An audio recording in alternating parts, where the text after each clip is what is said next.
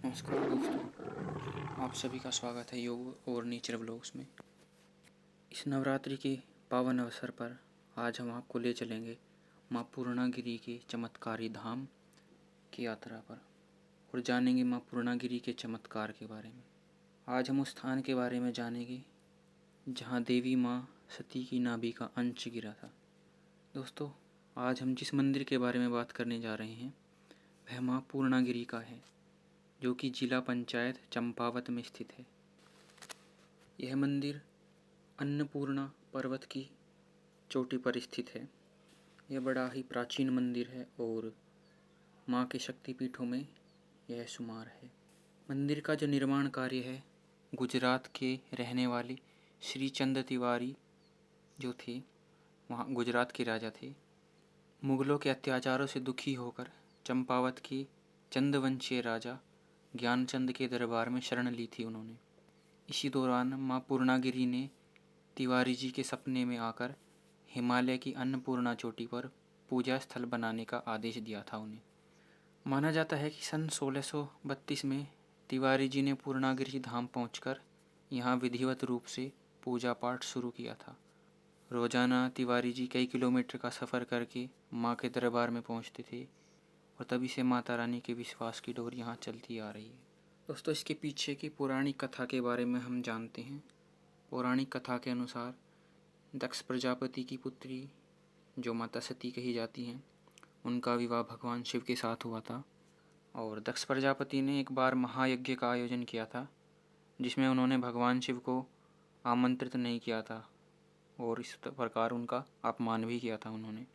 सती ने भगवान शिव का अपमान उनसे सहा नहीं गया था सती माँ से, और उन्होंने यज्ञ कुंड में कूदकर अपनी आहुति दे दी थी।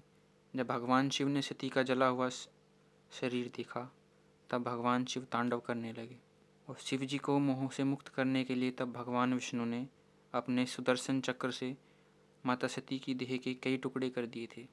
जहाँ जहाँ सती माँ के अंग गिरे थे वहाँ वहाँ शक्तिपीठ स्थापित हो गए थे। यहाँ माता की नाभि का हिस्सा गिरा था और तभी से माता यहाँ पे पूर्णागिरि के स्वरूप में विद्यमान है। दोस्तों, मंदिर के दूसरी तरफ काली नदी बहती है जिसको शारदा नदी भी कहते हैं और यहीं से नेपाल भी की सीमा भी दिखाई देती है। एक अन्य पौराणिक कथा के अनुसार महाभारत काल में प्राचीन ब्रह्मकुंड के पास पांडवों द्वारा विशाल यज्ञ का आयोजन किया गया और इस यज्ञ में प्रयोग किए हुए अथाह सोने से यहाँ एक सोने का पर्वत बन गया था। अब पूर्णागिरि के सिद्ध बाबा मंदिर की कहानी को हम जानते हैं। सिद्ध बाबा के बारे में कहा जाता है कि एक साधु ने घमंड से वशीभूत हो जिद में माँ पूर्णागिरि पर्वत पर चढ़ने की कोशिश की।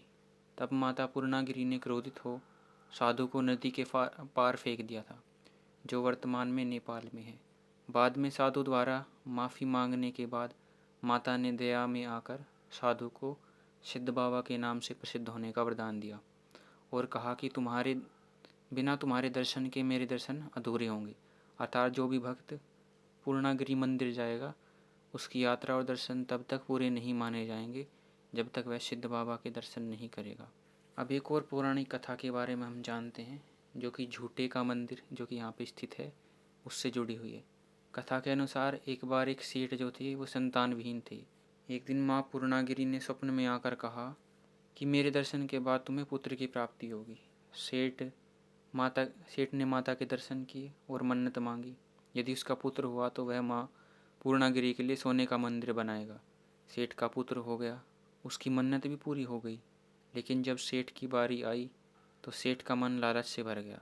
सेठ ने सोने के मंदिर की जगह तांबे के मंदिर में सोने की पॉलिश चढ़ाकर माँ पूर्णागिरि को चढ़ाने चला गया। कहते हैं दुन्यास नामक स्थान पर पहुँचने के बाद वह मंदिर आगे नहीं ले जा सका क्योंकि उसने मंदिर को ज़मीन पर रख दिया था, लेकिन उसके बाद वो उसको उठा नहीं पाया। वही मंदिर अब झूठे के मंदिर के नाम से जाना जाता है। दोस्तों, मंदिर बड़ा ही सुंदर जगह पर स्थित है और प्रकृति के सुंदर सुंदर नज़ारे यहाँ से मिलते हैं। और साथ ही देखिए, मान्यता ये है कि यहाँ पे जो भक्त सच्चे मन से आते हैं केवल वही ऊपर मंदिर तक पहुँच पाते हैं। मंदिर तक पहुँचने के लिए आपको एक लंबा रास्ता तय करना पड़ता है जो कि पूरा सीढ़ियों से होकर के जाता है। रास्ते में आसपास आपको धर्मशालाएं भी मिल जाती हैं। यहाँ पे एक इनडायरेक्ट वे में परीक्षा भी होती है भक्तों की, यानी कि जिसके मन में सच्ची श्रद्धा नहीं होगी वो ऊपर तक नहीं पहुँच पाता। रास्ते में कई बार ठंड, गर्मी, इस तरह के आवेग महसूस होते हैं सभी को, और साथ ही साथ में जैसे जैसे ऊपर पहुँचते हैं तो बारिश भी होने लगती है। यह इस धाम का चमत्कार है। दोस्तों, यहाँ पे सभी भक्त अपनी मन्नत मांगते हैं और मन्नत मांगने के रूप में वहाँ पे चुनरियाँ बांधी जाती हैं, और जब उनकी मन्नत पूरी हो जाती है तो वहाँ से आके वे चुनरी खोलते हैं और यथा इच्छा माता पर प्रसाद आदि चढ़ाते हैं।